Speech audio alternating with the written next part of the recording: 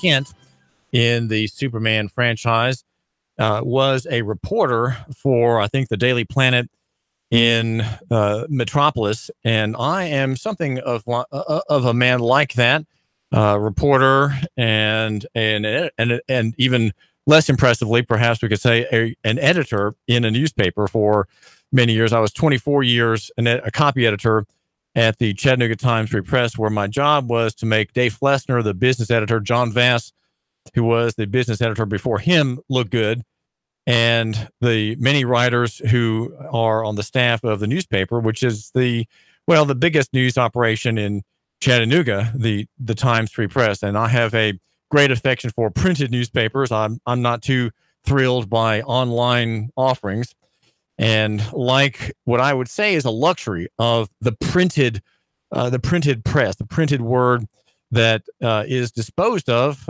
readily without any grief or regrets or environmental twinges in the conscience at the end of the reading or at the end of the day. And because I know the next day there'll be more developments in the stories that I'm reading about in ink, right? In ink and color black and white. And the whole idea of the press is something that has come to me in another venue, and that is as a homeschool dad here, David Toulis, your host on the David Toulis Show at Nooga Radio. And the number to call at any time for discussing what's on your mind is 800-8949. That's 800-8949. And it is Friday, and I have a disparate agenda, an agenda that covers a lot of ground, but not with great hard driving argument or perhaps passion. I'm reflecting on things and have many things in the basket to offer, but not in a sense of making war. Okay, I don't feel like I'm on a huge mission today. I'm kind of kicking back just a bit, putting my worn shoes on the coffee table and slumping just a bit, not standing as erect as I should. Though I must say I have my bow tie on and my blue jacket. In the newspaper world, there's the print issue, and we will always have printed newspapers. Big competitor, of course, of the radio business. And in the newsletter world, where I'm also active, there is being weighed now a return to the printed newsletter. The local homeschool association is called the Chattanooga Southeast Tennessee Homeschool or Home Education Association. It's called CSTHEA, as we say, and it has several hundred families connected with it who are taking advantage of the services that a group can provide, right? An association, a religious charity can provide. There's centralizations of function that it has. Now, one of them has been for many years, about 30 years, is a printed newsletter with a French name, and the French name is the French word for spirit, and it's called esprit. Esprit in French is how you'd say that, and it's for spirit, like the Holy Spirit, right? And just last year in September, the board said, well, let's just go digital. Let's have a digital newsletter and continue designing it as if it were printed. And that's what I'm the editor of it, have been so for maybe 14 years, and continue designing it online in the InDesign software platform, which is for publication. And well, I think the newspaper uses a design. Yeah, I think InDesign is used by the Chattanooga Times-Free Press when I was there. It also has a system called BaseView, which is print publishing software. And so we've had an online newsletter. It was printed. Now it has been for a year digital only. And the effect of that has been to savage the interest of advertisers, to reach the reader, and also to reduce the readership. And because we knew that when we had a printed newsletter, it went out in the mail to 400 families in the area, advertisers, publishers, let's say, providers of tutorial services in Chattanooga, such as Hilger Higher Learning and Classical Conversations, they knew they would have delivery of their ad, right? And so they would pay a little bit more than $100 for a full page spot in the newsletter. And when we went digital, we lost everything. We lost all these advertisers who realized that online real estate is worthless. It's effectively worthless, even if people are shown to have in some number gone there to read the ad, seen the ad, or read the publication. The connection is much less. There's much less power in an image delivered by a screen than an image delivered by the printed page. And so the board has taken my suggestions and said, okay, well, we'll have an online newsletter in the format that you've done, David, but maybe let's go back to printed version because people want printed copies. Something that comes to you in the mail, especially if you've paid for it, right? When you pay for it, is valuable to your family. You will read it. Your wife will read it for sure, since women mostly are those homeschooling their children. Dads do some, but mostly it's aimed at women, the mom. And we know that we'll have these readers, and some dads may pick it up too. But if it's online, well, who's going to look, right? Who's going to look? One of our new board members, whose name is James Hindman, has said, well, since y'all went digital, we haven't read it. We just haven't really paid any attention to the fact that it's there.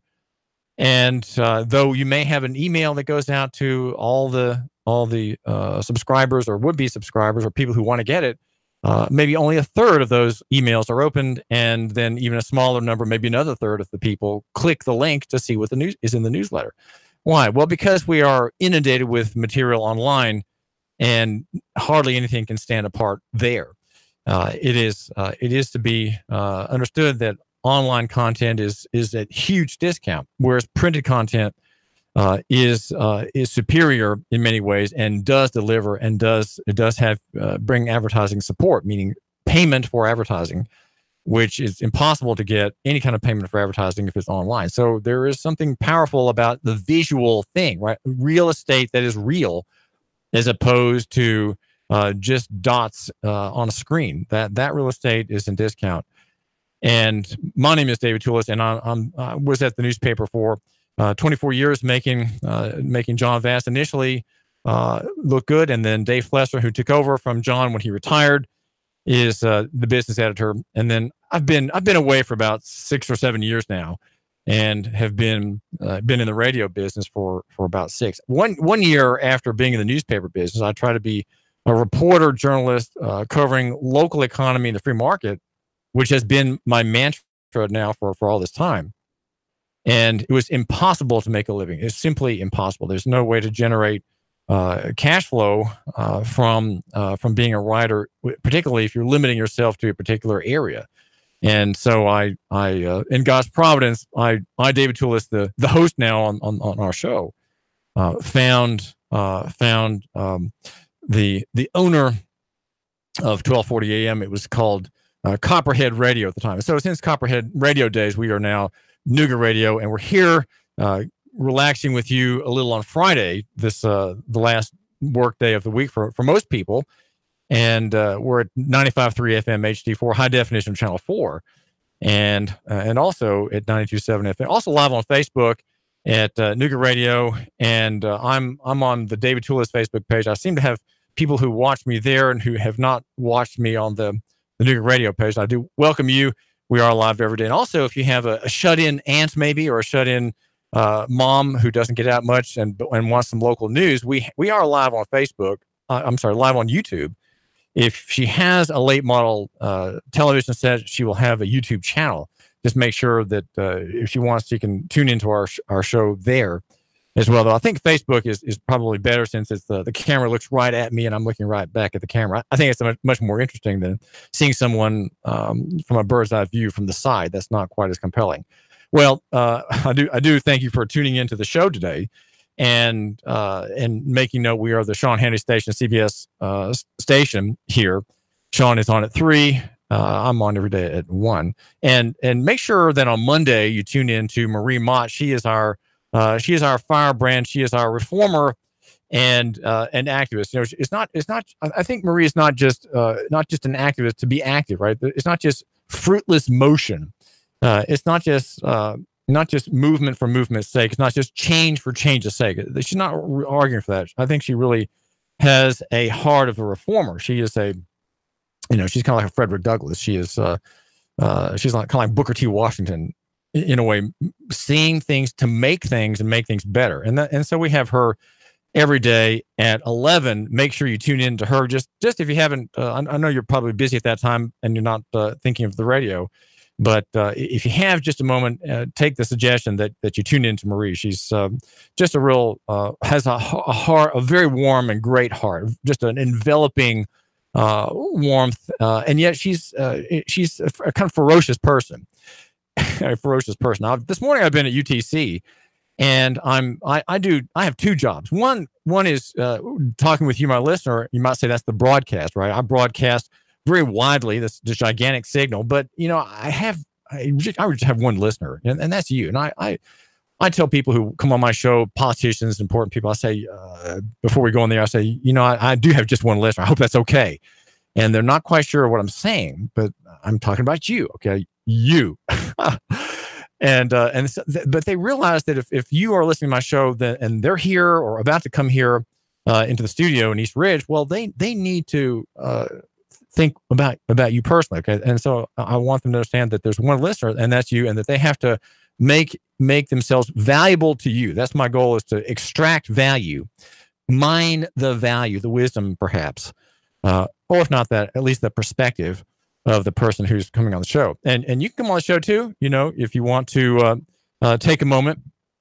If you're traveling on the road, make sure that you are not in heavy traffic when you place that call. Just have in my phone, I have the word studio. Okay, that's my call David Toulis line. If I'm going to call Marie on her show or anybody else in the studio, I just have studio on my call, and so you can just say call the studio. So there should be one studio in Chattanooga, and that should be this one here. And I'm at it. The mic is cooled off from the earlier host. I really shouldn't touch it. It's quite warm, but it has been cooling for an hour since she left the studio. 800-8949-800-8949. I've been at UTC this morning, and the broadcast. To get back to the point on broadcast or narrowcast. As a journalist, I understand the market. Okay, I understand that some parts of my work in journalism gets to one group of people, and other parts gets to a completely distinct, different group. Now, one group is the Nuganomics crowd, right? These are the people who matter, and they read. Okay, they read, and I'm one part of their perspective. They read widely and elsewhere, and at some points they read deeply, and they're also, some of them, I think, readers of books. People who read books are much more, they're much deeper, I would say, than people who just have social media and digital media. Books are where deep thoughts are created and things are explored in detail. So, so that crowd is Nuganomics.com, and the separate crowd is, that's kind of narrowcasting. When you're a blogger, the blogger with the biggest pen, right? David Toulis, you are, especially if you're lococentric, you are dealing with a distinct, an exclusive crowd. It's self-selected. These are self-selected people who subscribe to Nuganomics.com.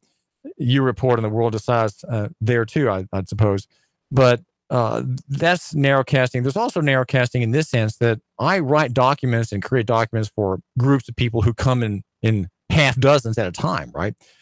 One or two at a time documents written specifically for them. And so these, you say, well, what's that about? Well, that's called narrowcasting, broadcasting here on the radio, and narrowcasting. This morning, I was at UTC. I think I'm going to develop a custom of doing part of my show preparations there. There was Panera Posse this morning at the Panera Bread store in Hickson. And I had, you know what I have? I always have the same thing, right? I always have a blueberry bagel, very well toasted with 3 butters, and then a small coffee. And Bob was there, the writer, and Mark was there, the engineer. And sometimes we have very interesting people who drop in. Sometimes candidates for office drop in thinking somehow that we're a large crowd, but we're a very small group. And of course, it's open. You can come.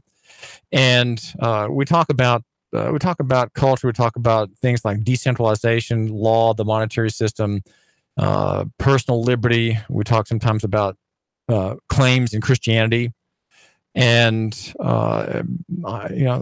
whatever comes out, I try to listen. I get ideas from what the men say there. They're very intelligent men, and I want to listen. And I'm ready to listen to you too. And the number is 800-8949, 800-8949.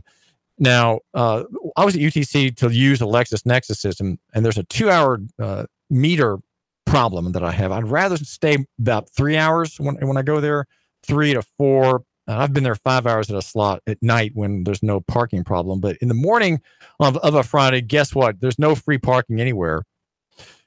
So I've parked along Macaulay. Is it Macaulay? Along Macaulay, and paid $2 in quarters in the meter, and it's a short hop over to the new library. Now, in the library, I go to the second floor when I come in from the main plaza there, one floor up. That's the second floor, I suppose, and I connect with the LexisNexis database on law. And this morning, I was reviewing for a narrowcast. Which is to say, documents delivered to 1 or 2 people, right? And the question is the question is really of this transportation administrative notice project. Now, you haven't heard about that, but there is a document that is already public and it's already been published in narrowcast fashion, right? Not broadcast, but narrowcast to specific people. My job as journalist and reporter here. They say it's investigative journalism. I really don't know if that's true, but what I do is I read the law and then ask questions about your authority under the law. Because in the end, we don't need to just look at officials and what they're saying and doing and just be mystified. There's so much mystification going on. People just don't realize that the law is online today, right? You have access to the federal code, you have a state code. It's all right there. There's no reason to not know what the limits of authority is on some person who is imposing himself and imposing his office and his duty, if you will, in the free market. Sometimes for a good purpose, right? Sometimes the purpose for that person is good. It's a good reason that he's there. For example, there's an article that I was reading this morning, and I was kind of skimming it by a professor called Toxie Sewell. It came out in 1982. And it's the comprehensive review of the system of county registers in the city, in the state. It's 34,483 words long. Okay. And for your benefit, for this larger purpose, which again is a liberation project, a freeing the slaves kind of project, a kind of anti-Dred Scott effort on my part for your benefit. I looked into that article. In fact, I sent myself an email copy of it. And that's how I collect this information, whether it's the statute or court cases. On LexisNexis, it's an amazingly powerful place in which to search for the law, the actual law controlling several areas. Now, one area that I'm looking at is Mark Gravitt, the county register. Is exercising a discretion which I believe is illegal. In other words, I believe it's not lawful for him to exercise a discretion to not record an important legal document. Now, I wouldn't say it's important to him, though. When I went for the second meeting to try to have him record this document, it was going to cost me at least a C note, a $100 note. C for cent, which is 100 in French, a C note. And it was going to also cost me that plus probably another $20 or so beyond that. And he refused. Okay, he refused, and he did so based on counsel he got from the county attorney. The county attorney's name is Reuben Taylor, who says, "My office reviewed copies of the documents you have presented, et cetera, today for recording, and have advised Mark Gravitt." Now, the name is spelled Mark, M-A-R-C, just so you know. The register that said documents are not of the legal import that are allowed to be accepted and recorded in the public records. Okay, the originals of said documents, etc. Basically, these documents have no legal effect, and your expressed desire to have them recorded in order to put others on notice is not a permitted reason for recording same and allowing them to occupy space within the public records of Hamilton County. All right, that's Reuben Taylor, and that's I'd say, very fine response. Okay, the fact that I got that response the same day as my second visit to Mark Gravitt is astoundingly good service. I'd say that's terrific service Reuben Taylor and Mark Gravitt, I congratulate you for a rapid response. That is the way public officials should act. I mean, you come and want something done, you have got a quick response. Now, of course, the response is wrong, but the fact that it came so quickly is highly commendable. Now, I've got some important things to tell you, my listeners. We've got some great sponsors here on the David Phillips Show. And I want you to know that my show is brought to you partly by Rooter Pros in North Georgia Republic, most of the progressive and service-minded plumber, Roy Giles and his crew, Roy Giles and Rooter Pros in North Georgia. Make sure that if you have any kind of need that they like my show and they love my show, and I appreciate them, and you will too. David Phillips, great. 3, 2, 1. Chattanooga Radio. Digital FM 95.3 HD4. 92.7 FM's news now. The Walker County Sheriff's Office says an inmate on work detail walked away from his group. Law enforcement issued a BOLO for Guy Bowman. He was later found in a home in Catoosa County. Low-risk inmates are the ones put on work detail, so he was not considered a violent offender. EPB reporting massive power outages in the Tennessee Valley Thursday. The outages affected areas of Red Bank, Signal Mountain, Hickson, and North Chattanooga. If you're still without power, call EPB. The utility says an equipment failure is to blame for the outage. And new details revealed about the man killed in a motorcycle crash. John Gorman was killed in Polk County when his motorcycle crossed over the center line, hitting an oncoming car. The 46-year-old was the owner of a Coe Dam Deli and Diner, according to WTVC. The driver and passenger of the vehicle were not hurt. Val St. John for Nooga Radio News Talk 92.7 Action News now. Sean Hannity, weekday afternoons from 3 to 6 p.m. on Nooga Radio 92.7 FM. Nooga Radio 92.7. Cash, and more cash. Get 8.1% return on your money. Rick Davis can turn your cash into real money. Gold and silver bullion. American Eagle Gold. The banks give you a measly 1.9%. At Rick Davis Gold and Diamonds, you'll get 8.1% return on your money. 8.1% return on your money. Wow! Whether you're buying an ounce or 100 ounces, Rick guarantees it in writing. 8.1% Rick Davis Gold and Diamonds. Brainerd Road, Chattanooga. Let's face it, Old Faithful isn't as faithful as it used to be. Constant repairs are a hassle and can rack up quick in money and time. Landers McClarty Ford can fix that. Right now, you can get a 2016 Ford Focus, 34,000 miles, only $11,491. A 2017 Chevy Spark with only 17,000 miles for less than $12,000. A 2015 Volkswagen Jetta with less than 21,000 miles for $11,991. Yeah, browse their entire inventory of new and new-to-you cars, trucks, and SUVs online at Landers McCarty Ford at FortPayne.com. Landers McClarty Ford of Fort Payne. If you can't find your next perfect ride, they'll go find it for you. Big city selection, small town prices, friendly service, and top dollar for your trade. The savings are waiting and only a short drive away, so what are you waiting for? Get started with your personalized shopping today at Landers McClarty Ford of FortPayne.com. Join Nooga Radio and the Gridiron Gang live from 7 to 9 at Starbucks at 10 North on the North Shore. We're talking all things high school football. There's a specialty brew or refresher weekly inspired by the game of the week. Sweet treats, extended hours all season long, and we're pet friendly. Portions of all proceeds support local schools and educational scholarships as well as after-school programs. It's football time in Tennessee. Join us every Thursday live from 7 to 9 at Starbucks, 10 North, your North Shore neighborhood living room. Your home is a constant work in progress. Repaint the walls? Yeah, easy enough. Leaky faucet? There's a video for that. But roof repair? You might want some help. That's where Chattanooga roofing contractors come in. They have 3 generations of roofing excellence you can count on. Leave the ladder in the garage. Go to chatroofing.com. That's chatroofing.com for Chattanooga Roofing Contractors, a roofing company you can trust. It's that time of year again. For the 7th year, Wings Over North Georgia Air Show will be Saturday, October the 13th, and Sunday, October the 14th.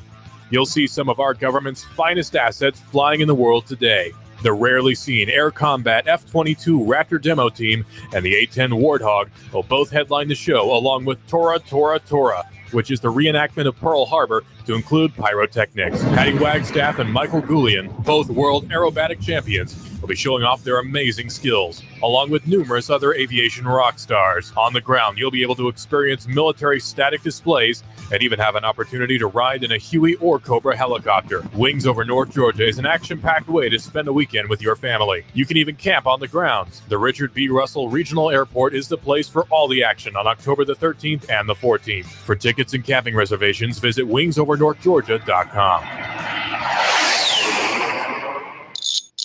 Man, you sure you know what you're doing? Yeah, I worked with my dad on his truck all the time. Just one more bolt to go. Yeah, wrong bolt. Today's truck ain't your daddy's truck. For repairs on today's vehicles, you need AMCO Transmission and Total Car Care of Chattanooga on Lee Highway. Stay on the road, not in the garage. AMCO Transmission on Lee Highway. Get it done the right way. The Thompson Pet way.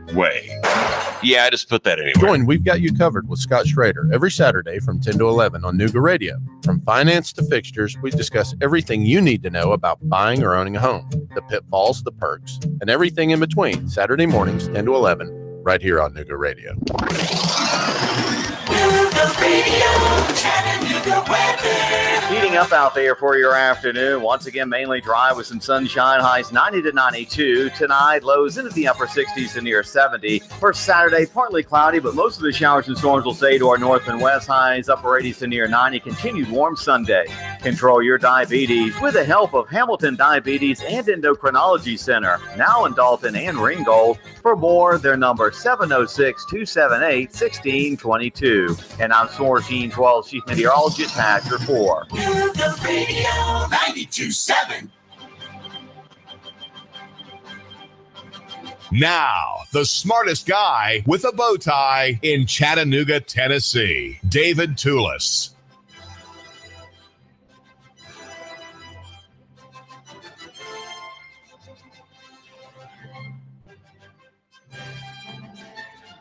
So that is what I do in the morning, is work for you. This morning I was doing the dreary drudgery of reading legal documents, legal analyses, laws with two areas. One for which I've already taken some flack today on Facebook. We are live on Facebook and live on YouTube.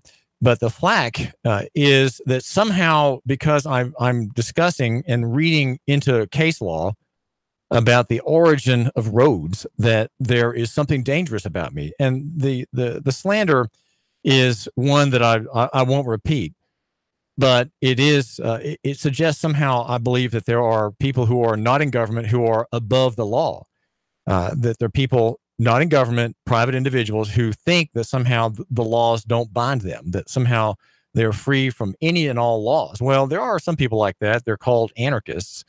And they're also called government workers. Government workers are perhaps the most egregious and most frequent violators of existing statute that you can find as a class. As a class, they are, I would like to suggest, now I say this, I put it down in pencil, okay? This is in pencil, and we'll have to do the ink work a little later once we firm up things, right? You and me. They are scofflaws. They are those who just act not because there's a law, but just because, well, that's just what we have to do, right? We're going to do something, and we're just going to, we don't know how to do it differently, so we're going to do something that we're going to propose as a policy. We may even write it down. And then what happens is that people downstream, the people, right, who are the victims, they're the victims of enforcement. They're the victims of claims, or the victims of notices and letters, demand letters, and you name it.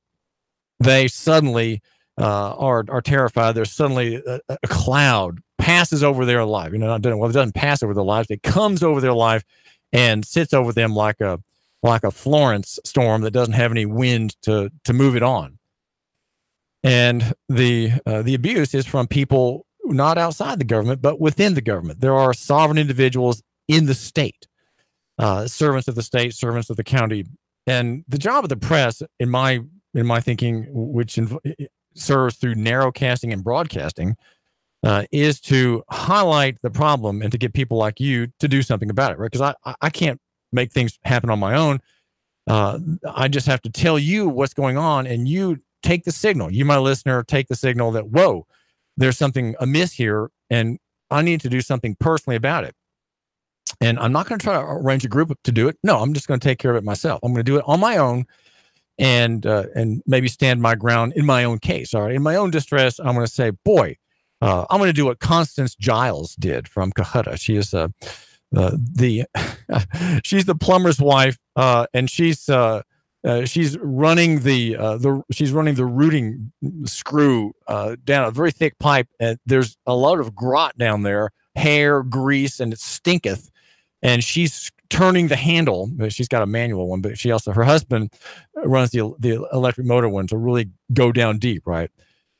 And Constance Giles is doing that. In fact, so vigorous was she in her defense of herself, so indignant was she at the treatment at the hands of Officer Lowry in Whitfield County that she's gotten the GBI involved. She got the GBI hot on the trail of either misfeasance, malfeasance, or nonfeasance on the part of the sheriff and his employees, some of whom are just the most belligerent people who don't belong in law enforcement at all, who probably belong, running the dog pound truck, because you have to be mean to dogs, right? The angry, teeth-bearing strays, you got to be mean to them. So have the deputies work there, where meanness matters and meanness gets results, but not among the people, right? You don't want to have a mean deputy among the people.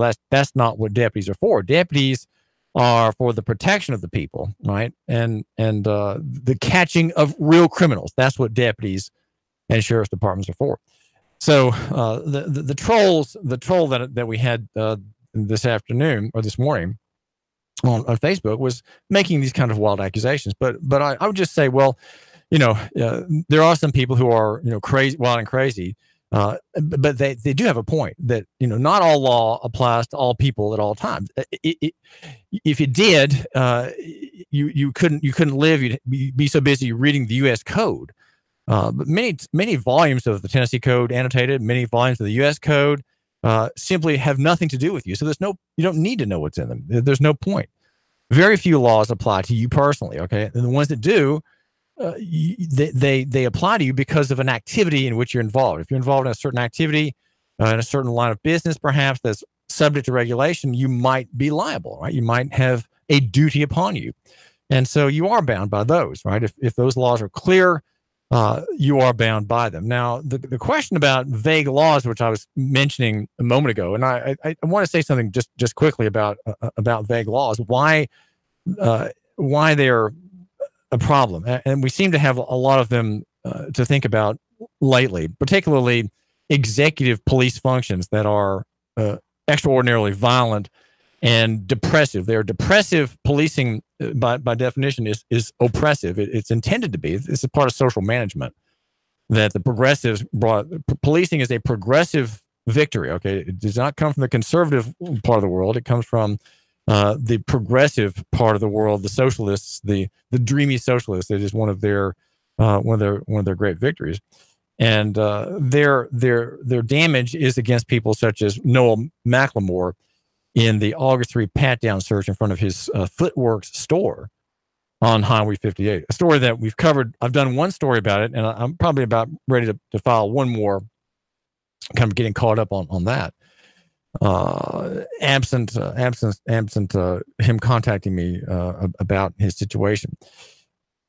Law has to be clear, because if they're not clear, then they are a trap. There's a great quote from, let's see which case it's, maybe it might be from Papa Christou versus City of Jacksonville, 1972. And it says, laws may trap the innocent by not providing a fair warning. Second, if arbitrary and discriminatory enforcement is to be prevented, laws must provide explicit standards for whom they apply. Okay, explicit standards for those who apply. For those who apply them, I should say. A vague law impermissibly delegates basic policy matters to whom? Right? Okay, you have a problem if the law is vague. The wrong people are involved suddenly in enforcing it. Two, it says policemen, judges, and juries for resolution on an ad hoc and subjective basis with the attendant dangers of arbitrary and discriminatory application. Yeah, that's not from Papa Christou. That's from another case. I don't have the citation here. This ordinance is void for vagueness, both in the sense that it fails to give a person of ordinary intelligence fair notice that his contemplated conduct is forbidden by the statute. That's U.S. versus Harris.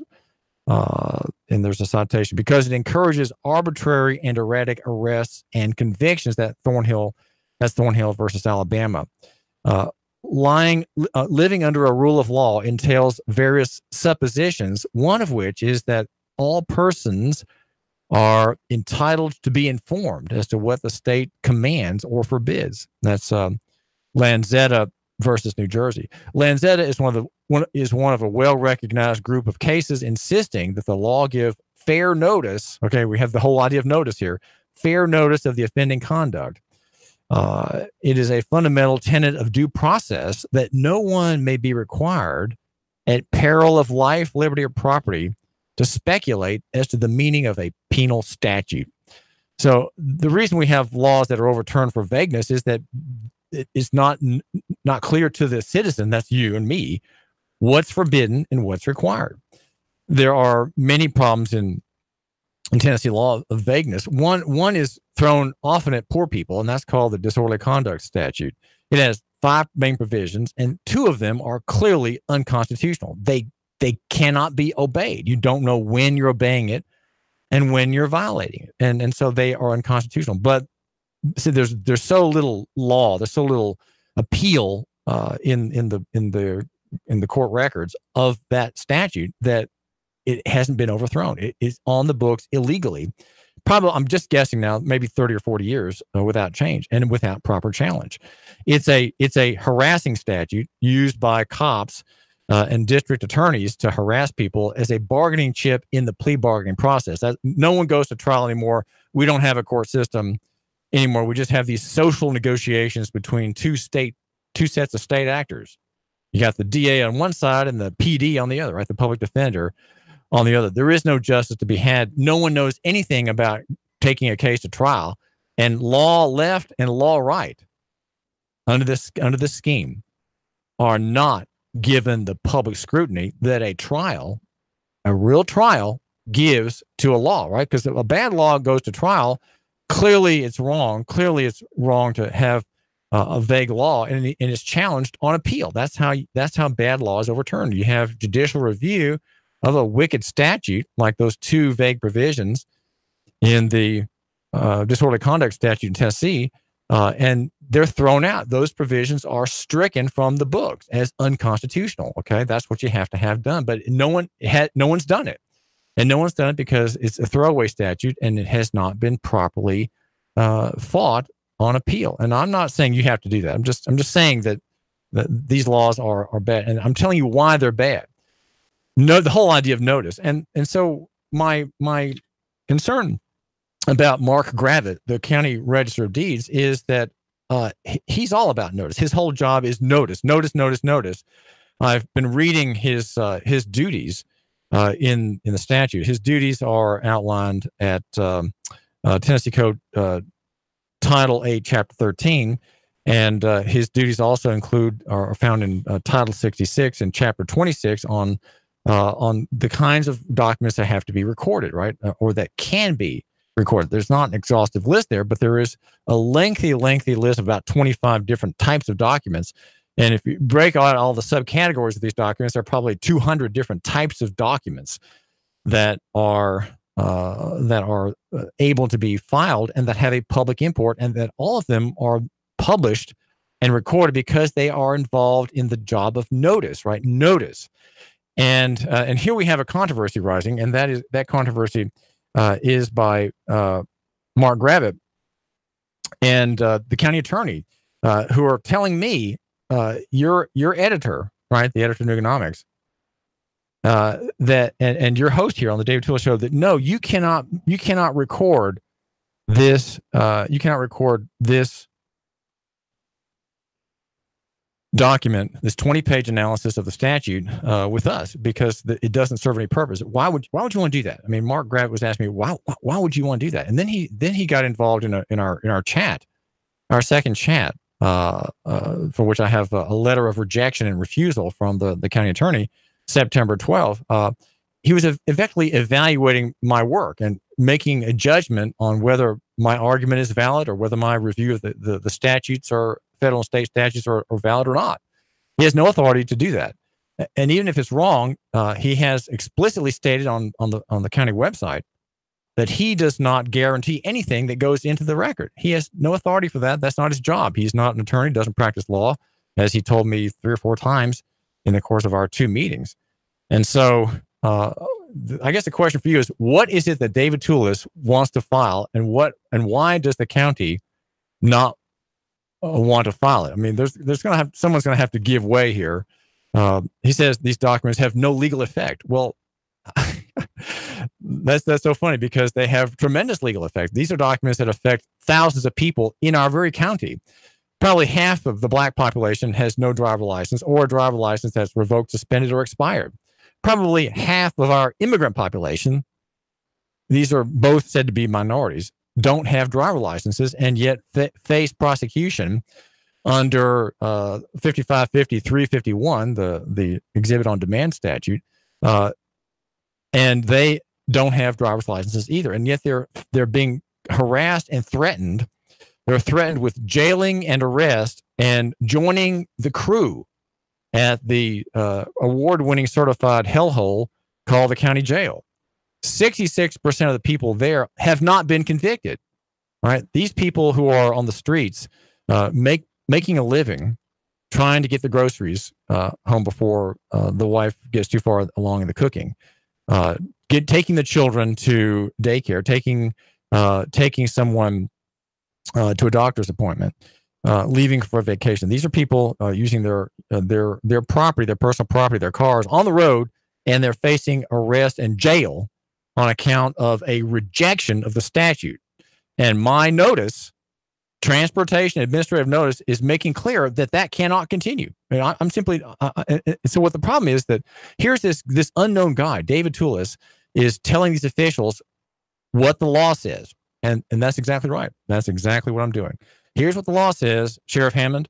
Here's what the law says, David Roddy, who, by the way, is putting on the Citizens Police Academy, which I took part in part 2 last night. David Roddy effectively rejects the statute. He's rejecting it. And he's saying, I have my own plan on what the statute means.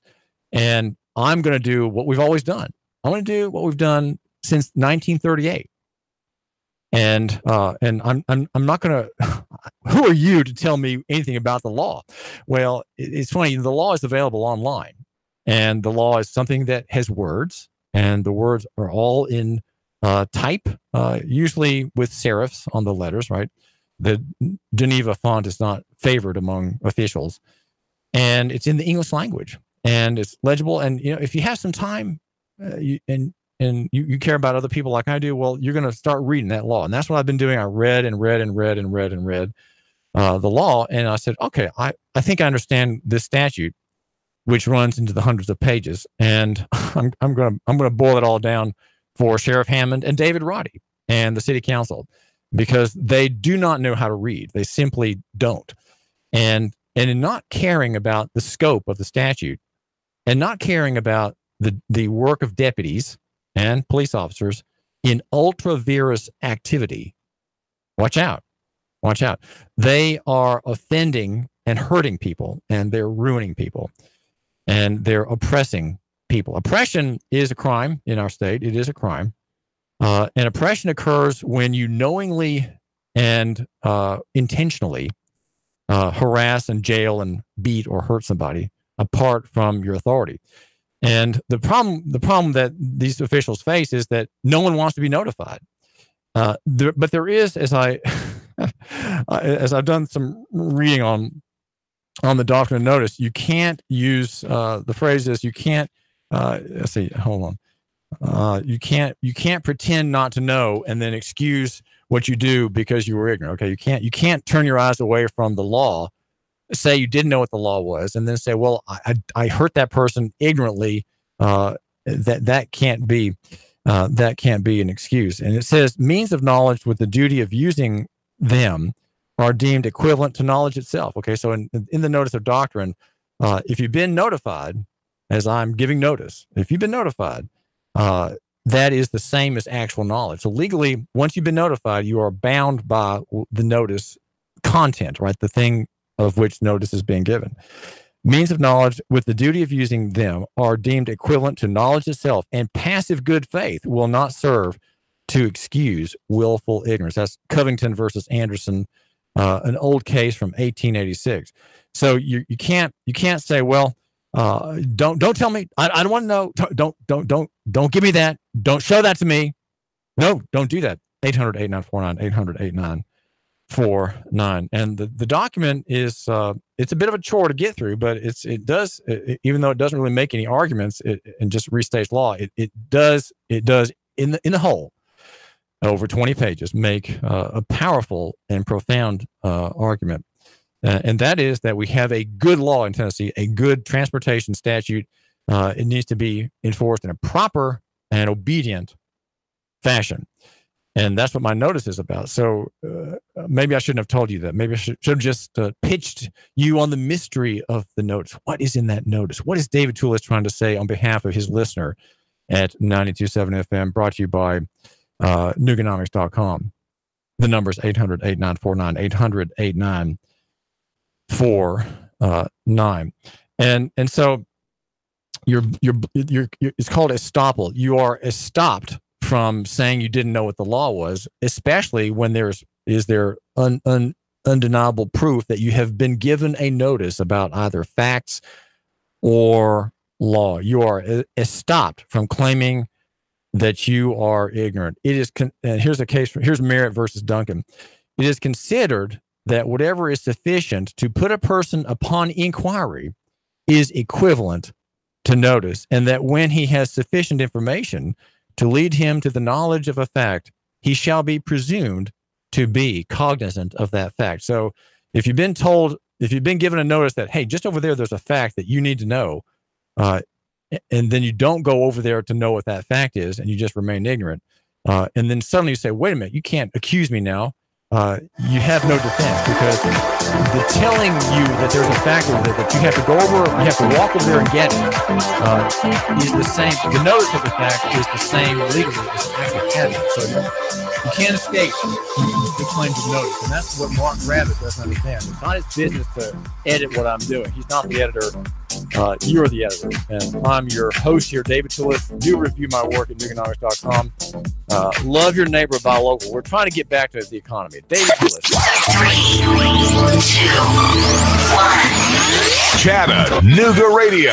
Digital FM 95.3 HD4. 92.7 FM's news now. The Walker County Sheriff's Office says an inmate on work detail walked away from his group. Law enforcement issued a bolo for Guy Bowman. He was later found in a home in Chattanooga County. Low-risk inmates are the ones put on work detail, so he was not considered a violent offender. EPB reporting massive power outages in the Tennessee Valley Thursday. The outages affected areas of Red Bank, Signal Mountain, Hickson, and North Chattanooga. If you're still without power, call EPB. The utility says an equipment failure is to blame for the outage. And new details revealed about the man killed in a motorcycle crash. John Gorman was killed in Polk County when his motorcycle crossed over the center line, hitting an oncoming car. The 46-year-old was the owner of a Coe Dam Deli and Diner, according to WTVC. The driver and passenger of the vehicle were not hurt. Val St. John for Nooga Radio News Talk 92.7 Action News Now. Sean Hannity, weekday afternoons from 3 to 6 p.m. on Nooga Radio 92.7 FM. Nooga Radio 92.7.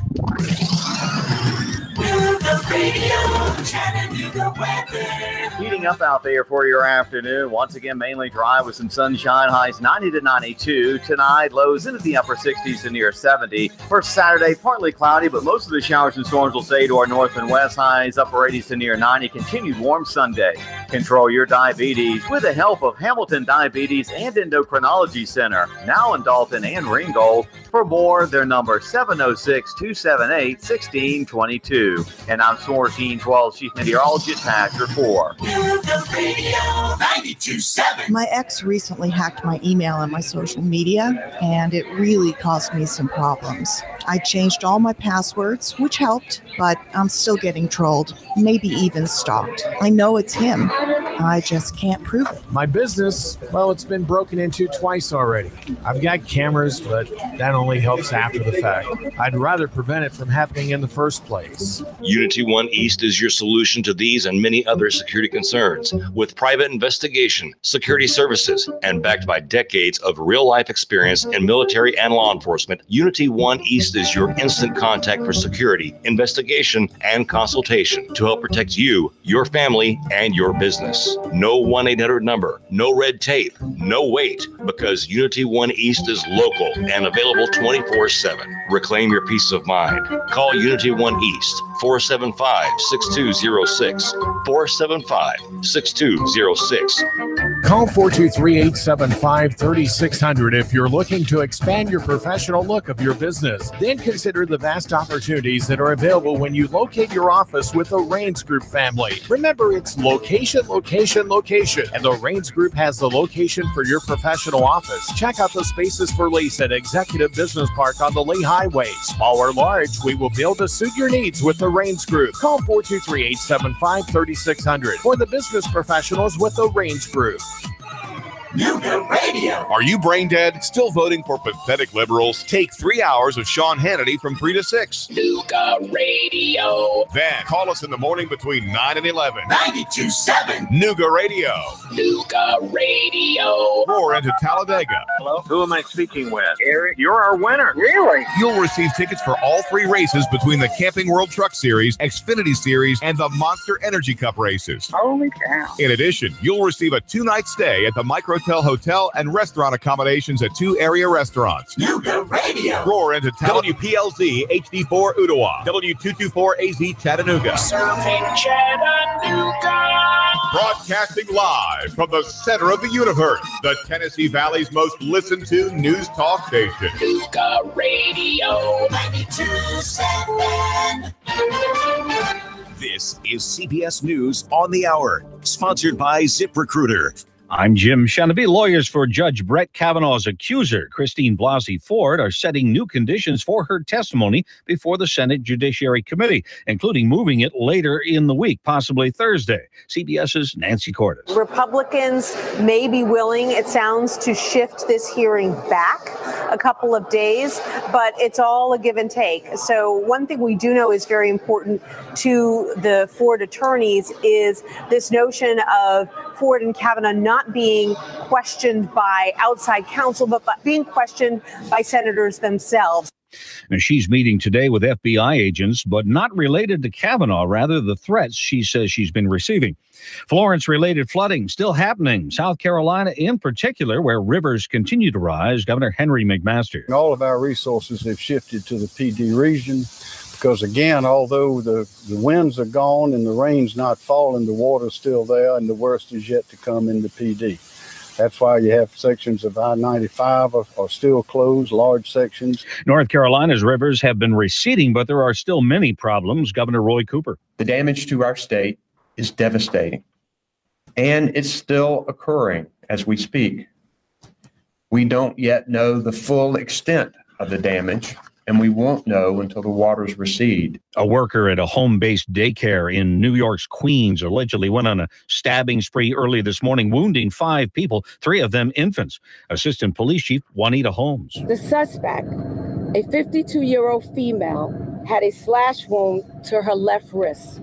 2 knives were recovered at the scene. All of the injured were removed to area hospitals. And all are listed as critical but stable. There's been no word on the motive. A ferry capsizing in Tanzania has killed at least 136 people. CBS's Mark Rosenker. We believe that at least at this moment, over 100 have been found, and the officials are projecting that it may well be over 200 people died in this accident. Witnesses say the boat was overcrowded and upended in the final stretch before hitting shore on Lake Victoria. Starting today, you could freeze your credit files free of charge, meaning anyone who wants to access those credit files must first go through you first. CBS's Jill Schlesinger. The onus is on us. We, the consumers, we are the product here. We're not the client. I remember last year, so many people said, but I didn't give my information. Does not matter. If you want to borrow money, you've got to have a credit file. On Wall Street, the Dow is up 82. This is CBS News. ZipRecruiter, the smartest way to hire. ZipRecruiter's technology finds qualified candidates for businesses of all sizes. Try it for free at ZipRecruiter.com/free. Rent, electric company, cable provider, an Italian leather shop in Italy? That doesn't seem right. In fact, it seems suspicious. Today, we're recommitting to you and continuing to help keep your money safe, like alerting you to certain card activity we find suspicious. If it's not your purchase, we'll help you resolve it. Wells Fargo, established 1852, re-established 2018. Availability may be affected by our mobile carrier's coverage area. Wells Fargo Bank N.A., member FDIC.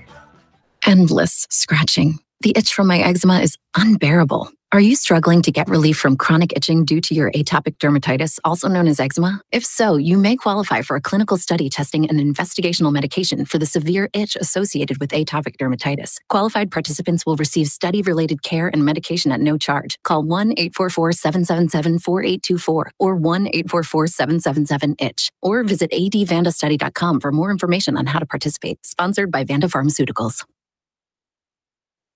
Amazon.com reportedly sending out empty packages with fake labels as part of a campaign to catch delivery drivers who are stealing from the company. If a driver fails to return a package to Amazon, that triggers a more in-depth investigation. An Amazon logistics manager told Business Insider it's a trap to check the integrity of the driver. In a 2017 survey, 31% of Amazon customers who responded said they had experienced package theft. Did you know you're being followed by a cloud? Not a dark cloud, but an invisible cloud of germs. So say experts at the Infectious Diseases Society of America. They found that even after taking a shower, you're being followed by a cloud of microscopic bugs, including bacteria, viruses, fungi, and chemicals. And the exact composition varies from person to person.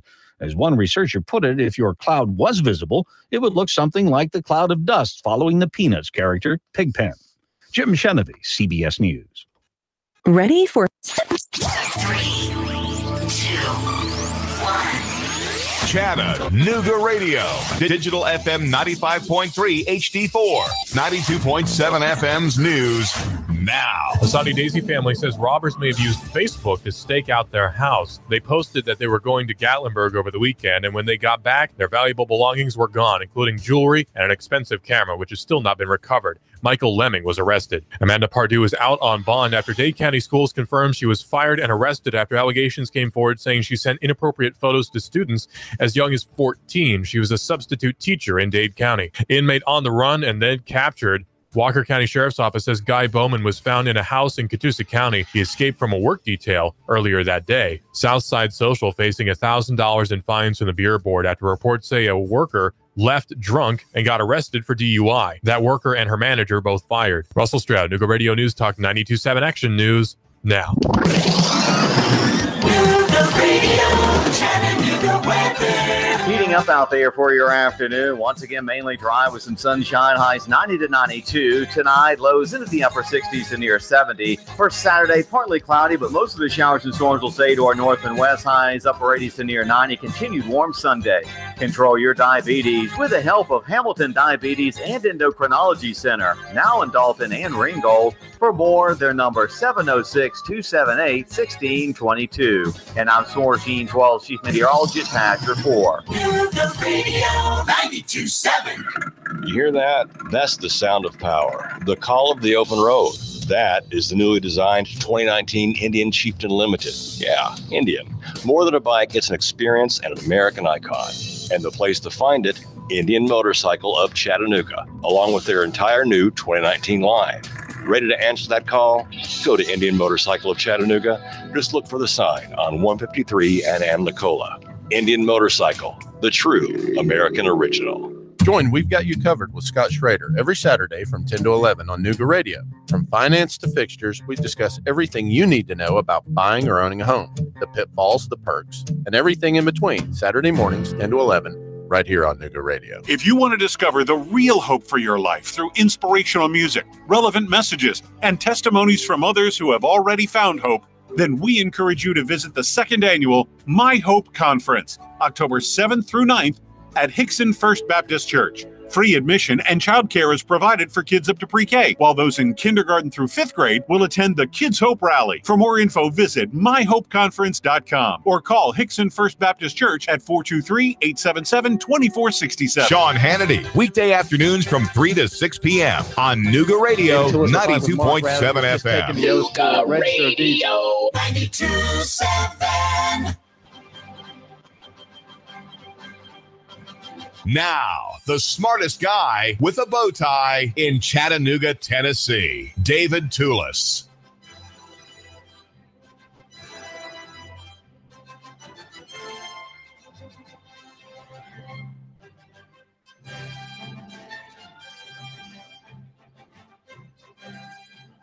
You know, I love what I do. I get to say the same thing every day. I get to say that near is better than far, and that small is better than big. These are the key nostrums, right? These are the main points of the theory of local economy. And that simple is better than complex. And in the footnotes, I think you should always have 3 arguments, no more than 3. If you have more, just tuck them away somewhere, make them ancillary to the main 3, right? And so I'm very bare and brief. I have only 2 more, and they're in the footnotes. Personal is better than corporate, and physical is better. Physical is better than abstract. These are, you might say, summations, which if they all work together, you have a free market. You probably don't have the Thomas Jefferson agrarian society, but you have something that will be like that, and you have probably a better prospect for a restoration of individual liberty and individual wealth. We're at the end of an era, a fin de siècle in French, you would say, the finish of the century, the end of the century. But fin de siècle has the idea of the end of an era, not just a particular century. And in that end, we're facing a gigantic collapse of centralized systems, and we're seeing. In the scooter story in Chattanooga, we're seeing parts of that breakup occurring. Okay, there are several ways in which we can see it, and one is just that the demolition hasn't the sound of the booms in other areas hasn't reached the ears of key players. You know, people who are maybe on the Council on Foreign Relations or maybe the Federal Reserve Board, right? They maybe haven't heard these rumbles as suggesting large cracks in the ground leading up to their fine edifices and their palatial office buildings near the Capitol. Right, they don't really see these things coming at them, but there are signs of their ruin, and we can be sure of it. We can be sure of it because they're violating the main ideas of the free market. They're violating God's laws. Many of God's laws they simply reject. And so they are, I would say, subject to God's wrath, but they are subject to the market, and we can understand the market to represent in Adam Smith's concept, the invisible hand. The Christian analysis would say, well, that invisible hand is God Himself using individual freedom and individual decisions to unmake and undo tyrants who have moved the boundary mark, right? Who've moved the boundary mark. And are defeating and humiliating and impoverishing everybody to their own benefit, and those would be the good people. Okay, I call them the good people in Washington and in Nashville. And we even have a few good people here in Chattanooga, right? And they're part of the main system, the main platitudinous conventional system, with its media defenders, whose job seems to be mostly just making it impossible to see things truly because of their constant noise about what's important, right? Their noise about what's important. Their coverage of the president, right? Their coverage of the Kavanaugh hearings, all those things are kind of distracting, and they shift our interest, and they shift our perception of where the important place is. The important place is not in Washington. It's not really in Nashville. It's right here, and I would say it's probably on your street, right? That's where important things have to happen. And that you, my listener, begin living out the ideals of local economy in your neighborhood, among your friends, among people you know, maybe among people you know, but whom you need to get to know, right? People whom you've seen just in passing, whom you you are aware needs something, and for which you can provide a real blessing for that person, right? And we're talking here about the social capital phenomenon.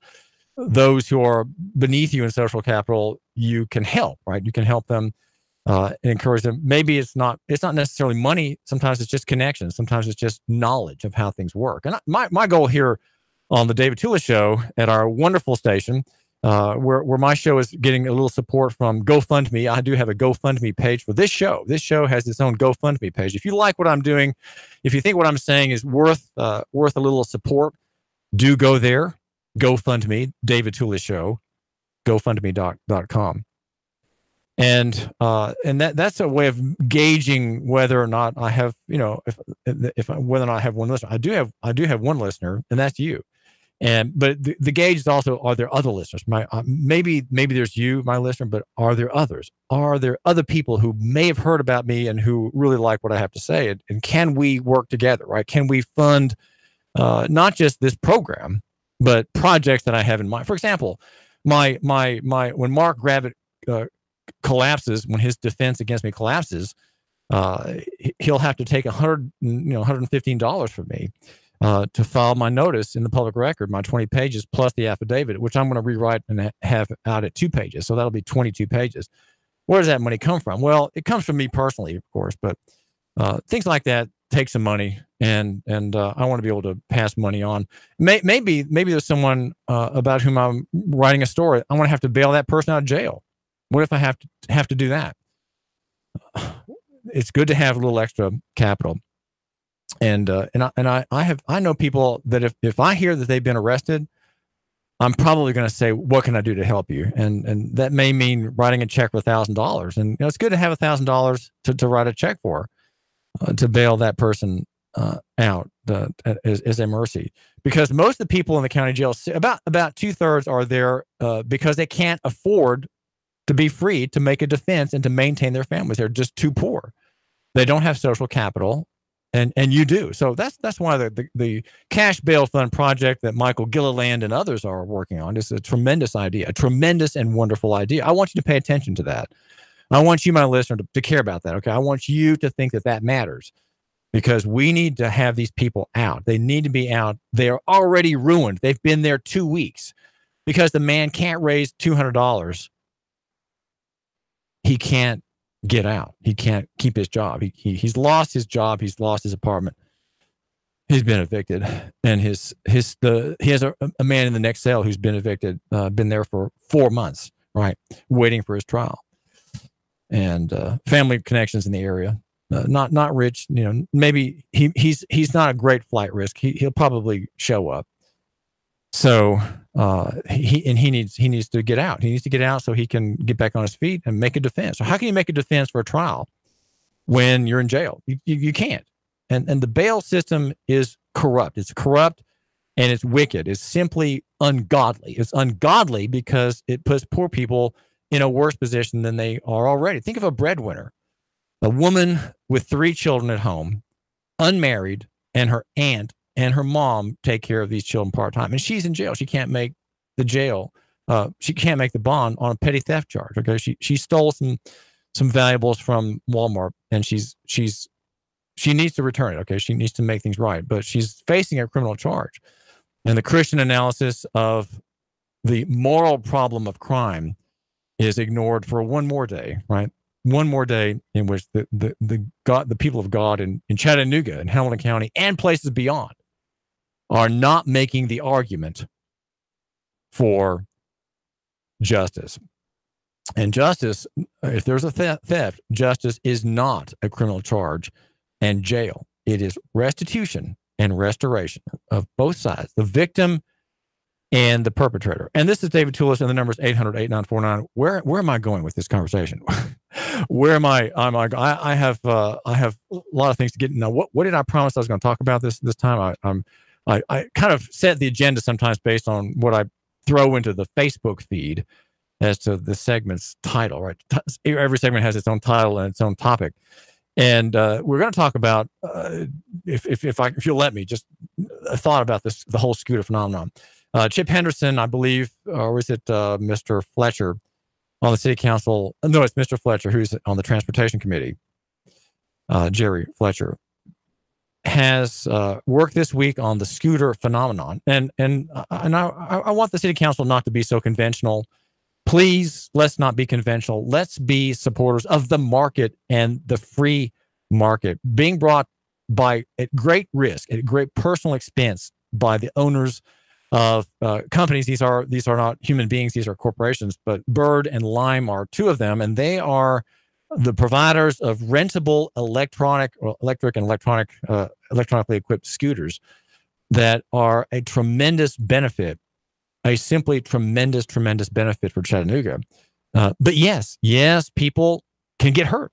You can get hurt on a scooter. You can get hurt on a bicycle. You can get hurt standing at a crosswalk downtown. If you're not watching and you step out into the street, you can be hurt. You can be hurt jaywalking. Right? You can be hurt by a box getting away on a little cart going into a local building. There are all kinds of things that are dangerous, but we have the threat of injury, and so we have the well-intentioned people on city council thinking, well, we have electric scooters coming. We know they're coming. They're already here, and maybe we need to do in Chattanooga as the corporation what Nashville has done in its trying to regulate its free market in private movement. And the thing that I'm wanting to have understood is that the market for movement is great, and it's expanding thanks to means of instant payment and instant gaining control of a piece of property that you're going to use for a time. And it works like this: you have a smartphone and you subscribe to Lime or to the other providers that will come along in competition. And Lime and Bird are they're manufacturers of these wonderful little devices. You can rent it for a time, and you put your smartphone over. Of course, you signed up on your credit card. I don't believe that your SSN is requested. I'm a member of Uber. I have not done my first Uber ride yet, but I may. The company didn't demand private information from me, just a credit card number. And I don't have my own credit card, but I'm on a credit card with another, and it's on that account that I would make a payment for using the device. You put your phone over the device, and it reads the code, and it charges you from that moment. The scooter is suddenly enabled electronically by your payment to the credit card through the phone, and it runs as long as you need it. And when you're done with it, let's say you're going from a restaurant where you've had a business meeting near the riverfront, near the aquarium, and you're going all the way to St. Elmo. Okay, so that's kind of a haul. Okay, but you can do it theoretically on the side of the road, or maybe on the road, and go maybe 15 miles an hour, and then when you're done, you just leave it. You just leave it there. Maybe you don't need it on the way home. Maybe that's where your car is parked at that office in St. Elmo. Well, there's no harm. That scooter is there, and someone else may use it and take it on a hop, maybe halfway back into town, maybe on some other part of St. Elmo, maybe down toward the border, and maybe to meet somebody or to have some encounter, to some manner of communication. Right? That's what free movement is always called, communication. It is a form of communication. And it is connected to the First Amendment and free speech. Free speech is not just flapping your lips or publishing. It is communication of going from one place to the other. Free movement is communication. And so these scooters are paid only for the time in which you use them. Well, what do you think? Should we forbid them? Should we have them? As we would, if we were members of the press ordinary, we would say, should we allow scooters in Chattanooga? Again, the question like that just irks me, because when you say, should we allow them, the question presupposes that there's an authority to forbid such. And there isn't. There is not an authority to forbid the entry of this powerful, decentralizing, liberating method of personal movement. Now, is this transportation? No. No, I would say this is not transportation. This is private movement using a rented device. And because transportation is the carrying of goods and people for hire. This is not transportation. You're not carrying anybody but yourself. You are moving yourself at liberty privately, though it is on a rented device. I would say that that is not transportation. Lawyers who get this wrong probably would say, well, we are a form of transportation and subject to the Chattanooga Transportation Department and the Chattanooga Transportation Ordinance. I would say probably not. Probably, I would want to make the argument that no. But because lawyers are involved, lawyers don't get the the travel transportation distinction at all. They've been trained to not see it, I'm afraid. Though for me, it's as plain as day. If you want to find out more about this whole discussion, this sort of unexamined area of liberty, personal liberty, just go to Nuganomics.com. That's Nuganomics.com. I suggest you become a subscriber. Now, the larger picture of the scooter phenomenon is the breakdown of centralized systems. Now, the centralized system that is being broken down is the following. The car, the private automobile, also called motor vehicle. Okay, the motor vehicle, the personally owned motor vehicle, which is one used for transportation, or the private automobile used for private use. They are a centralized system when you think about it. But of course, we don't think about them as centralized because we think, wow, we are Americans, right? We are a free people. We love the open road. We love to be able to get into our cars and go from our houses down to the store, over to the office for something that we have to do quickly since it's after hours, and then sweep by the wine shop and get go by Vergala and get some cheeses and wines for guests coming to town in a week, and then home. So that is a thing allowable by the fact that we don't have to walk it, we don't have to bike it, and we don't have to can't take a bus for it. Bus service doesn't cover that route, and so we have the car. A privately owned car or motor vehicle, depending if it's registered. If it's registered as a motor vehicle, fine, but you can still use it as a car if it's for private use. And it's centralized in the sense that it's a larger expense to have. You maintain it. It is centralized in your life. You have to pay for the insurance. You have the fuel expense, repairs. Right? It can be a very large thing to have. Many people in, say, Manhattan don't own cars at all. They don't even know how to use them. People in Europe, where there's centralized mass transit, often don't know how to use cars either. And so the scooter phenomenon, the scooter industry is providing the great service, breaking down the need to have ownership of a method of travel. Okay. It's also called a mode of transportation, but it is a method of travel, a mode of travel, which is going from point A to point B with the least expense and the most versatility and the least financial commitment. And that's what the scooters do. They let you go to a place quickly, step on, go down the street, whirring down the street at 15 miles an hour, without any rules. No, you don't have to have this. You don't have to have that. You don't have to have a permit. Nashville imposed the rule that you have to have a helmet. Well, that's just stupid. That's just stupid. It's stupid to have a rule like that because people who are on these scooters, they can hurt themselves if they fall. Yes, admittedly, people hurt themselves. We have bicycles. People hurt themselves on bicycles all the time. How many children hurt themselves on small devices like that, whether little four-wheelers or three-wheelers, which I think are now outlawed, or bicycles, even tricycles. I have had children injured on bicycles. I have one son who doesn't like bicycles at all. I'm not sure why. I think he remembered his brother crashing on a bike and just being moved by that, and somehow has never taken to bicycles. And I regret it. I could not for years get him to take bike rides with me, but they're they're injury-causing devices, and I admit that.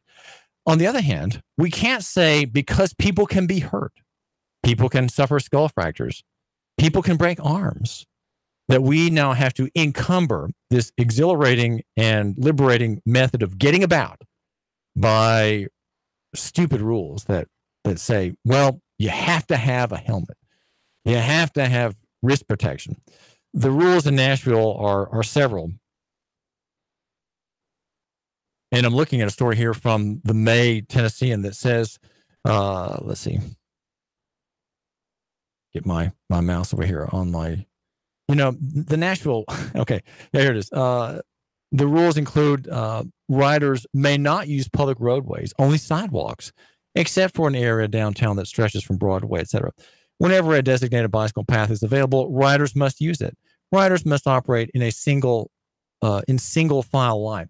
That's so silly. Come on. Why would you say something like that? Riders must yield to pedestrians and before passing by them, verbally warn them. But that's just courtesy. You're gonna have an ordinance now that says you have to be courteous. Riders may not attach scooters to moving vehicles during operation. Riders may not listen to music. Riders must not exceed the posted speed limit or travel at a speed faster than reasonable. Well, those are nanny rules, and I hope the city council believes that you, my listener, and I, and other people in Chattanooga are grown up. There are always going to be stupid people. Always going to be people who ignore even rules that are written down in the code book. Think about that. People that just get on and go. Why would we say that we have to have rules like that? They're just so petty. David. 3, 2,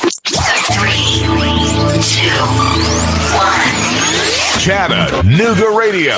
Digital FM 95.3 HD4. 92.7 FM's news now. The Walker County Sheriff's Office says an inmate on work detail walked away from his group. Law enforcement issued a BOLO for Guy Bowman. He was later found in a home in Catoosa County. Low-risk inmates are the ones put on work detail, so he was not considered a violent offender. EPB reporting massive power outages in the Tennessee Valley Thursday. The outages affected areas of Red Bank, Signal Mountain, Hickson, and North Chattanooga. If you're still without power, call EPB. The utility says an equipment failure is to blame for the outage. And new details revealed about the man killed in a motorcycle crash. John Gorman was killed in Polk County when his motorcycle crossed over the center line, hitting an oncoming car. The 46-year-old was the owner of a Coe Dam Deli and Diner, according to WTVC. The driver and passenger of the vehicle were not hurt. Val St. John for Nooga Radio News Talk 92.7 Action News now. Sean Hannity, weekday afternoons from 3 to 6 p.m. on Nooga Radio 92.7 FM. Nooga Radio 92.7. Cash, cash, cash, and more cash. Get 8.1% return on your money. Rick Davis can turn your cash into real money. Gold and silver bullion. American Eagle Gold. The banks give you a measly 1.9%. At Rick Davis Gold and Diamonds, you'll get 8.1% return on your money. 8.1% return on your money. Wow! Whether you're buying an ounce or 100 ounces, Rick guarantees it in writing. 8.1% Rick Davis Gold and Diamonds. Freighter Road, Chattanooga. Let's face it, Old Faithful isn't as faithful as it used to be. Constant repairs are a hassle and can rack up quick and money and time. Landers McClarty Ford can fix that. Right now, you can get a 2016 Ford Focus, 34,000 miles, only $11,491. A 2017 Chevy Spark with only 17,000 miles for less than $12,000. A 2015 Volkswagen Jetta with less than 21,000 miles for $11,991. Yeah, browse their entire inventory of new and new-to-you cars, trucks, and SUVs online at Landers McCarty Ford at FortPayne.com. Landers McClarty Ford of Fort Payne. If you can't find your next perfect ride, they'll go find it for you. Big city selection, small town prices, friendly service, and top dollar for your trade. The savings are waiting and only a short drive away, so what are you waiting for? Get started with your personalized shopping today at Landers McClarty Ford of FortPayne.com. Join Nooga Radio and the Gridiron Gang live from 7 to 9 at Starbucks at 10 North on the North Shore. We're talking all things high school football. There's a specialty brew or refresher weekly inspired by the game of the week. Sweet treats, extended hours all season long, and we're pet friendly. Portions of all proceeds support local schools and educational scholarships as well as after-school programs. It's football time in Tennessee. Join us every Thursday live from 7 to 9 at Starbucks, 10 North, your North Shore neighborhood living room. Your home is a constant work in progress. Repaint the walls? Yeah, easy enough. Leaky faucet? There's a video for that. But roof repair? You might want some help.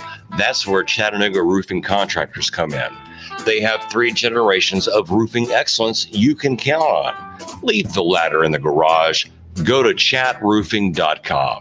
That's chatroofing.com for Chattanooga roofing contractors, a roofing company you can trust. It's that time of year again. For the 7th year, Wings Over North Georgia Air Show will be Saturday, October the 13th, and Sunday, October the 14th. You'll see some of our government's finest assets flying in the world today.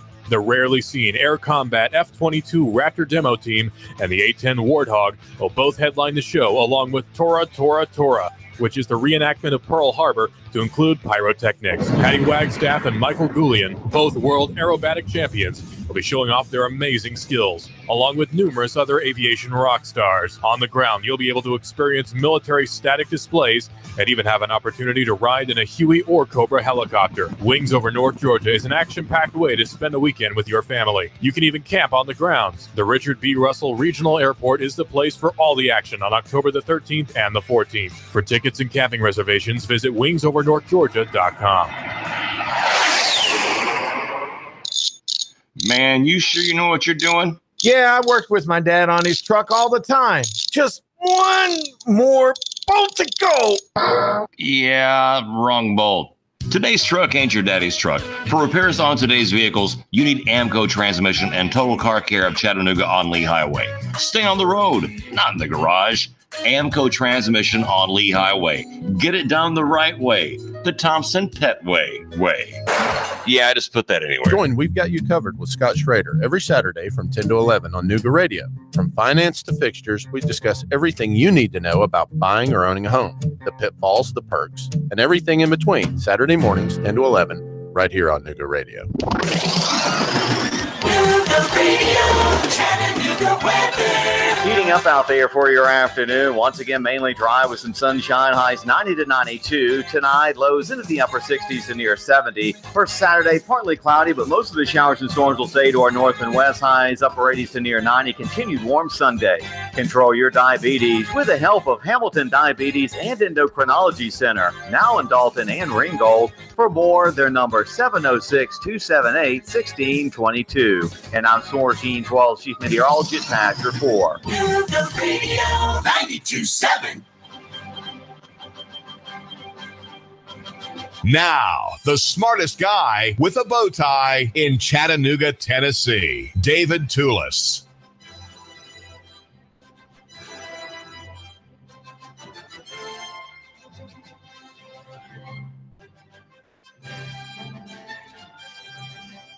Yes, the Superman theme, the mild-mannered Clark Kent, David Toulis with the bow tie and the very mild-mannered approach. I do have a mild-mannered approach, I do think, though some people in officialdom don't know what to make of me, and they're just scared of me. I'm not sure why that is.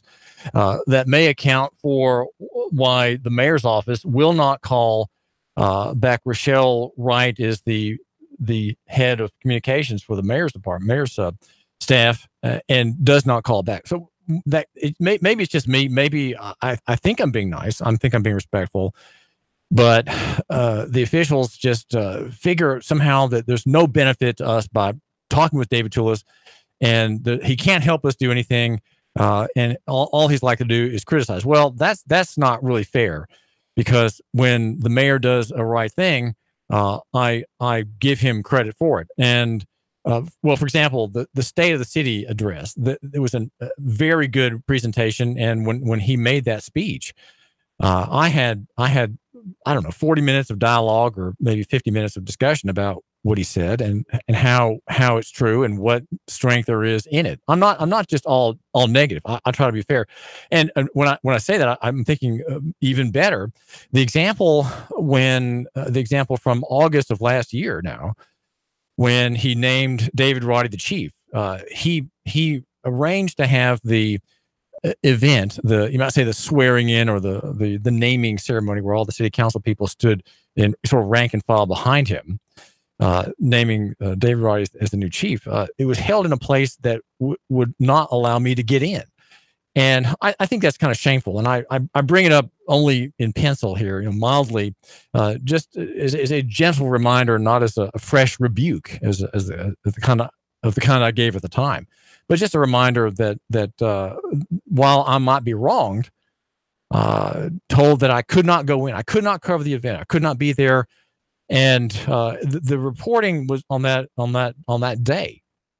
My report at Nuganomics.com, the website for the man and woman who matter, was really highly favorable, highly favorable, and quoted Mayor Andy Burke's speech, and took the main point of the speech, which no one else reported on. Everybody else just seemed to ignore the main point.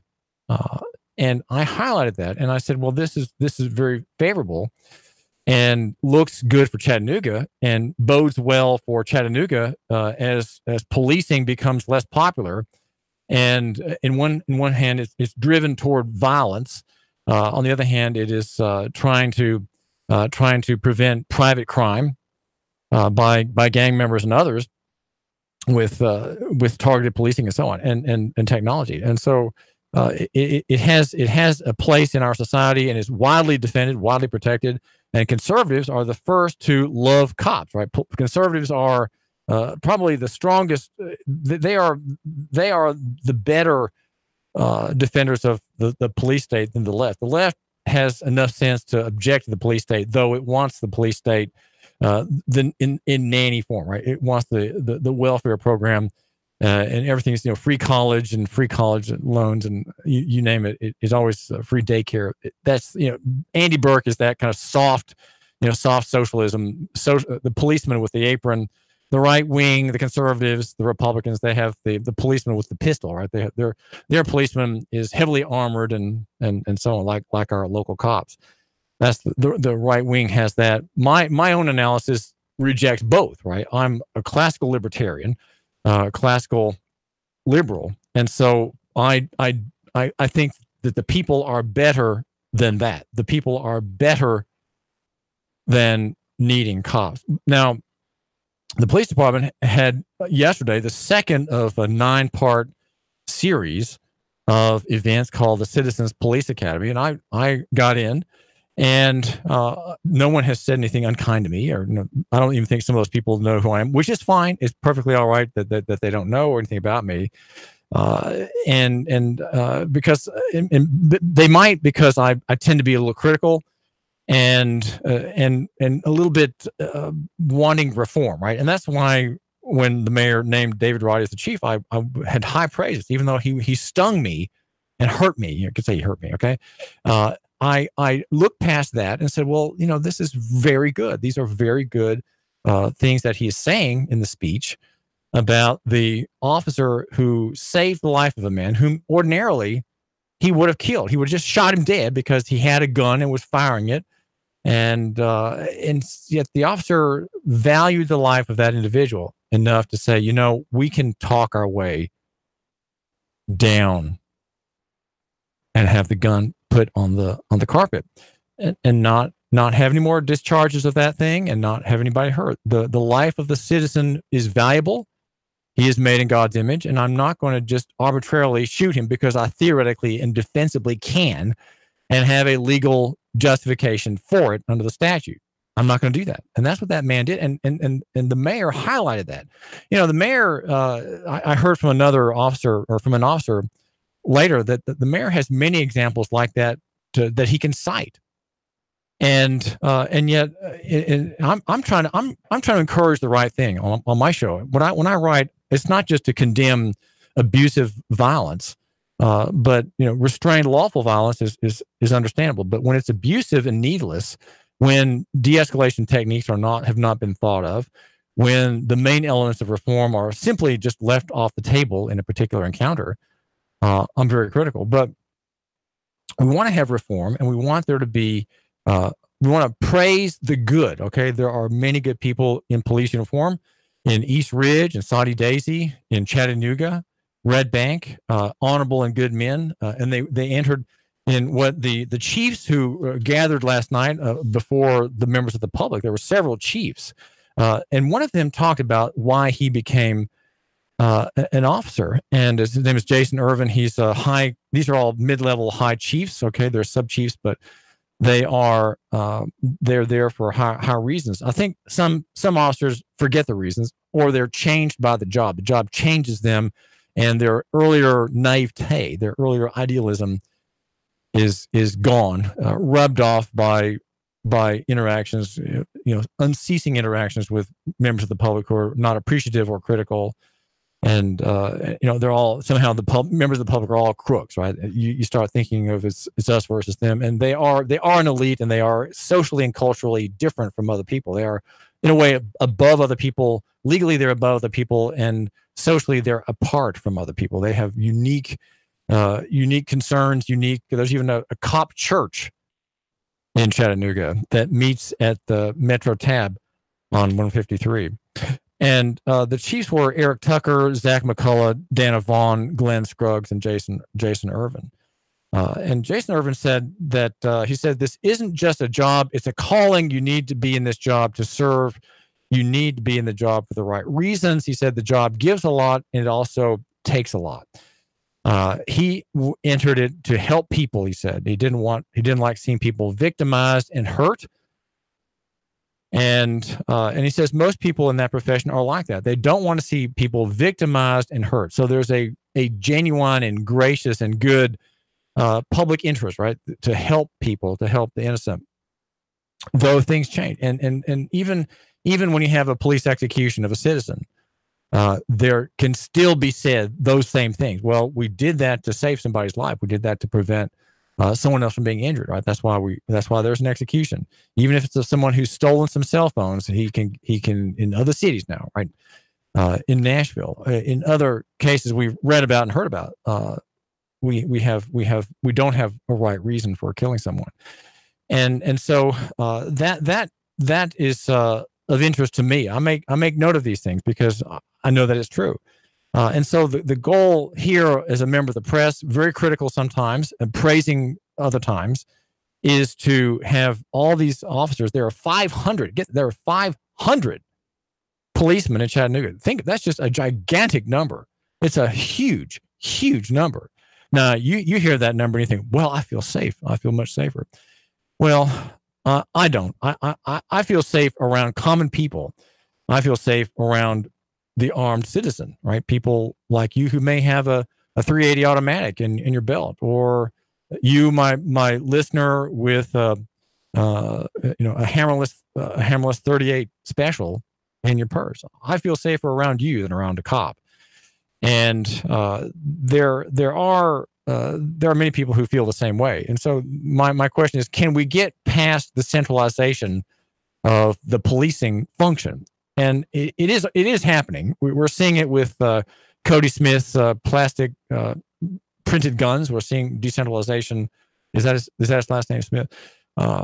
We're seeing decentralization of manufacturing. We're seeing decentralization of movement, of private travel through the scooter story, which is just breaking upon Chattanooga. And I want you, my listener, to say something to your city council person. Okay, tell your city council person this should be a free market. Let there be freedom.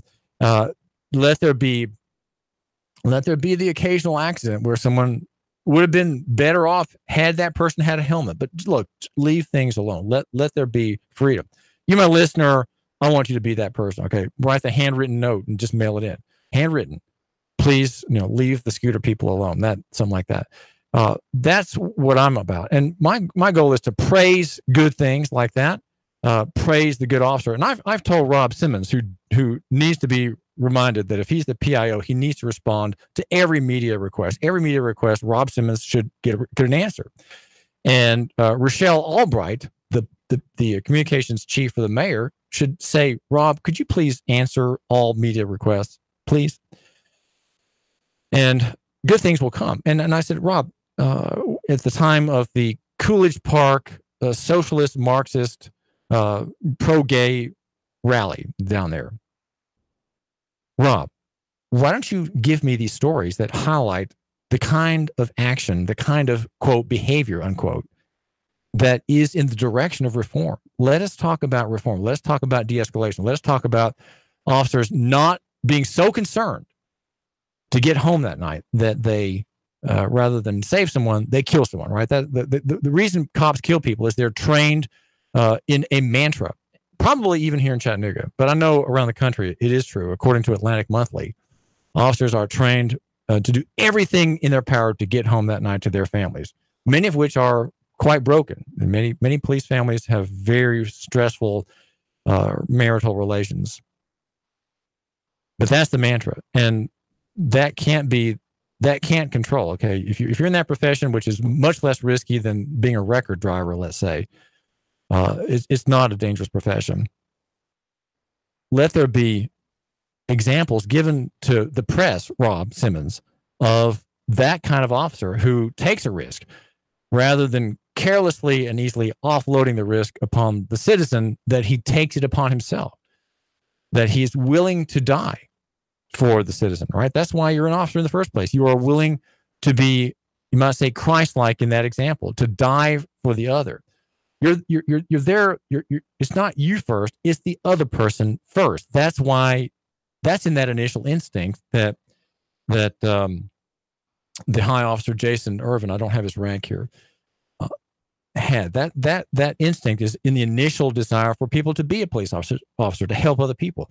It is a self-sacrificial calling. It is. And but training, Kalia standards, perhaps, the killology class by Professor Grossman, that kind of thing, that rubs away that high instinct and makes officers very trigger happy and terribly, terribly dangerous. And I'm still don't have the name of the officer who threatened the life of Noah McLemore, the shoe salesman, who was lounging in front of his store smoking a cigarette, wearing a wife beater T-shirt. A very black man who, in her mind, was very suspicious, and whom she demanded. She approached with her gun drawn and then made a Terry pat down on him in search for weapons, right, for her own safety. That kind of thing. That can't happen. That is just that is. I don't like to characterize things facilely, but that seems. One could say that that's an atrocious encounter. Okay, one could say that. Okay, she had forgotten her initial impulse in being an officer with that kind of treatment. That's what she was doing. She did not use her good sense, and I will do an open records request on her name when I get a hold of Noah to get that from him.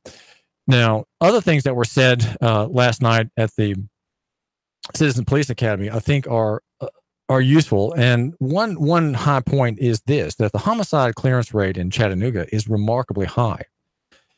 And that is because of people like you, my listener.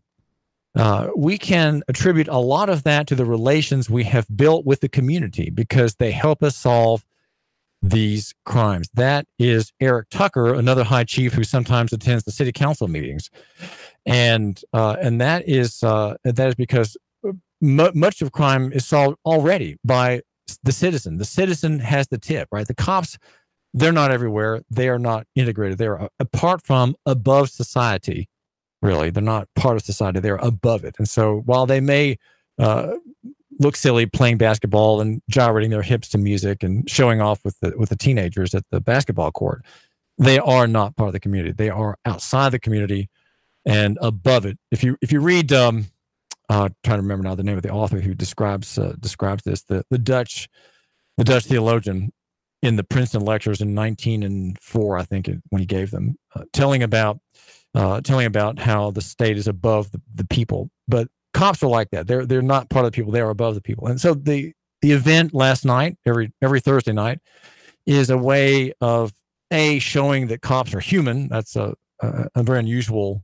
proposal that came from Wayne Jefferson's lips last week, to show that we're human, but also to make people connect with police in a practical way. And that would be, if we know officers and we're not intimidated by them as much, and we know that they're people and we can see them up close, well, we will help them. And that is essential. But of course, this is a class that's it has, I think, maybe 50 enrollees, and the class last night was slightly less than the first night. Last week, maybe it had about 30 people, about the same number of people, I would say, and so we heard about the very high success rate, and also we heard about some of the reasons that people don't make it. There's a hard time by police to find recruits, And sometimes, and here's Jason Irvin saying that sometimes a moral question or ethical question eliminates people. A lot of people get eliminated for these questions. So in other words, a morality problem. You're not a moral person. You're an immoral person, right? You've done something, you've cheated, or you've done something wrong. Or we're looking at your Facebook history and we're seeing the folly in your life, right? The folly, the emptiness in your life. A lot of people who've said they want to be police officers are empty shells of people, I'm afraid to say. That expression was not used yesterday. Yeah, the number 800-8949, 800-8949. Call me if you want to talk on the show. Get on the show for a minute or two. You can finish the show off for me if you want to. Do make a contribution to someone else, you, my listener.